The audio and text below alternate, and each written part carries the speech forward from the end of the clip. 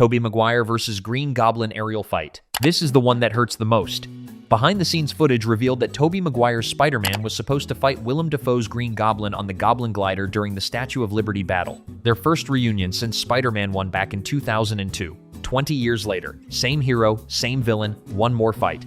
The featurette spider suits, Goblin gliders, and the costumes of the multiverse showed a glimpse of it. Tobey facing off against Goblin midair, the glider, the combat, everything fans wanted to see. But it was cut. Why?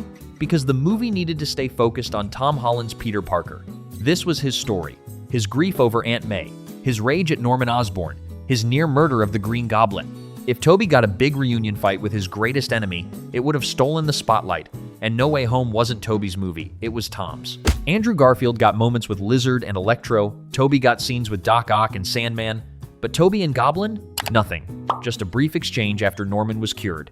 That's it. Fans were crushed when this scene didn't make it into the extended cut either. The more fun stuff version added 11 minutes of footage, but not this. Not the one fight everyone wanted. Tobey Maguire facing the villain who killed the woman he loved. The villain who defined his trilogy. And we never got to see it. Happy's very good lawyer. Charlie Cox appeared in No Way Home for exactly one scene.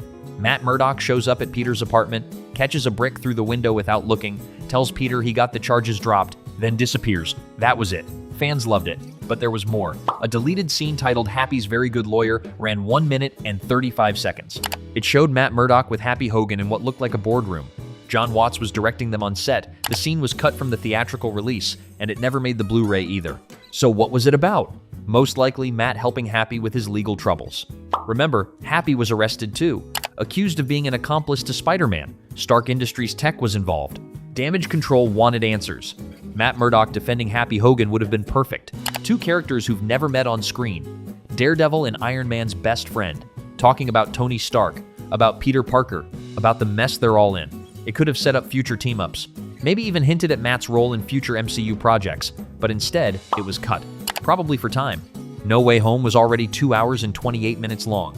Adding more Charlie Cox would have been great for fans, but it wasn't essential to the story. Still, losing this scene means we missed out on more Daredevil in the MCU, and that stings.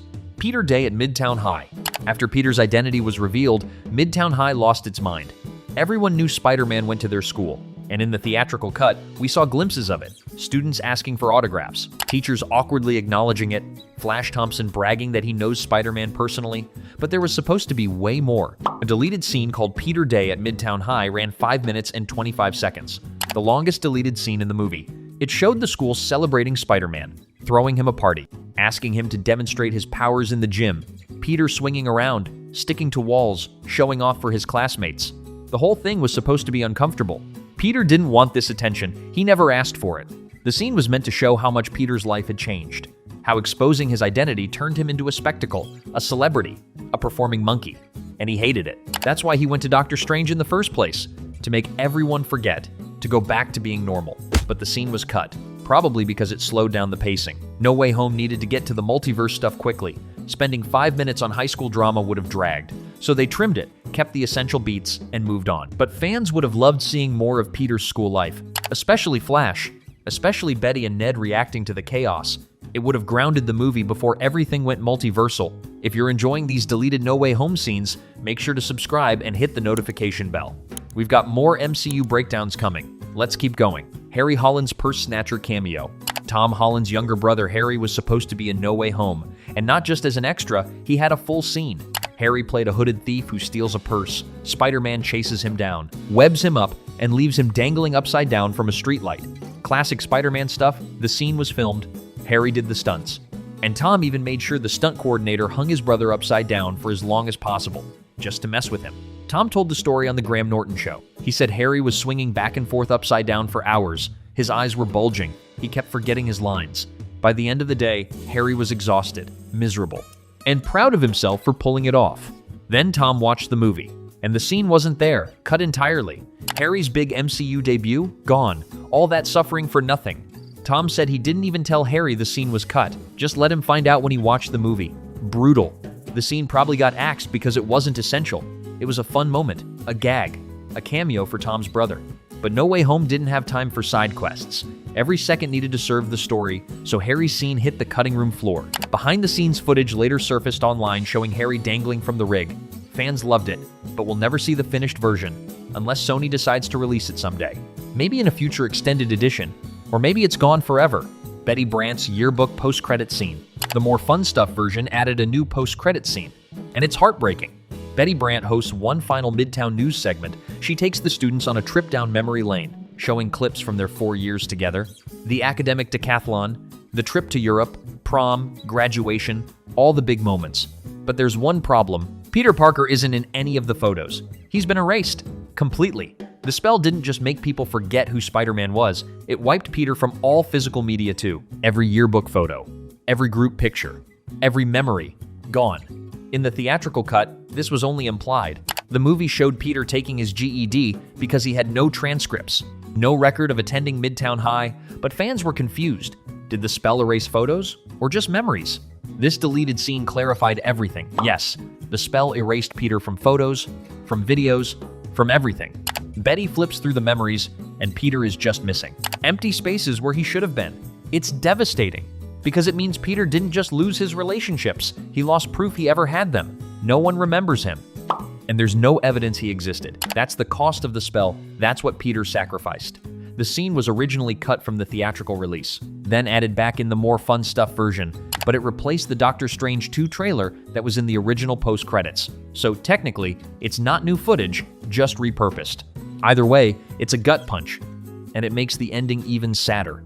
The awkward villain elevator ride. Imagine being stuck in an elevator with 5 supervillains. That's the deleted scene we almost got.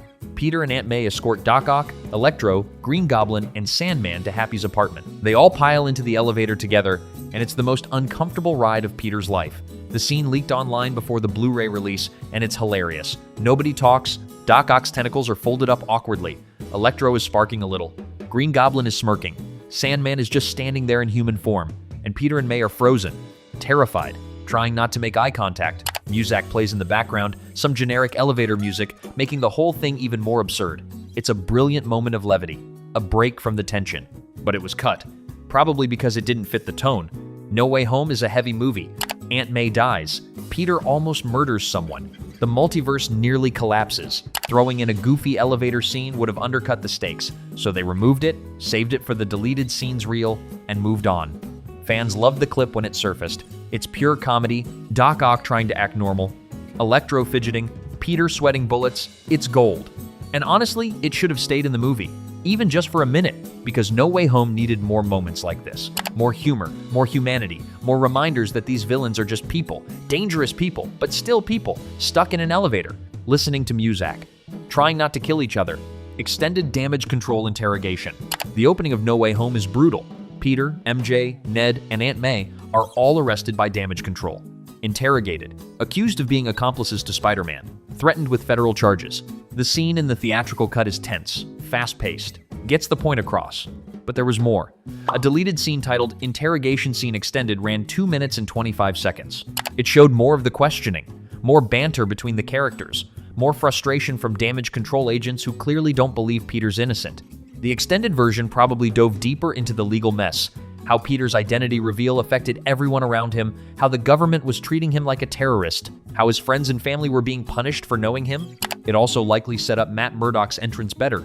In the theatrical cut, Matt just shows up out of nowhere, tells Peter the charges are dropped, and that's it. The extended interrogation scene might have explained how Matt got involved, who hired him, why he took the case. But again, it was cut for time. No Way Home needed to move fast. Get to the Doctor Strange spell, get to the multiverse, get to the villains. Spending too much time on the legal drama would have slowed everything down, so they trimmed it, kept the essential moments, and moved forward.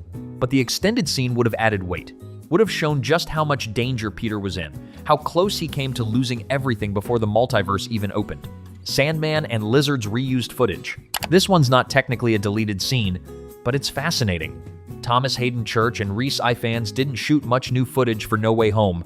Most of their scenes as Sandman and Lizard were completely CGI, voiced by the actors, but animated by effects teams. And here's the kicker. Some of the footage was recycled from the original Spider-Man 3 and The Amazing Spider-Man. Why? COVID. During the week they were supposed to film Sandman and Lizard's transformation scenes, both actors were quarantined, positive tests, locked down, unable to work. So instead of delaying production, the filmmakers made a call. Use archival footage from the old movies, edit it, color grade it, make it fit the new scenes, and no one would notice.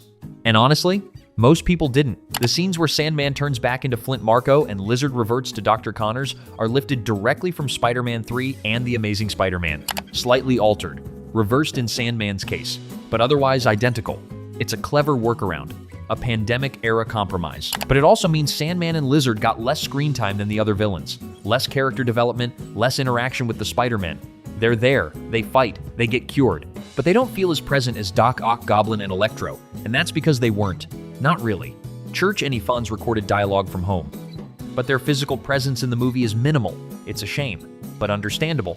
COVID derailed a lot of productions, and No Way Home still delivered a masterpiece.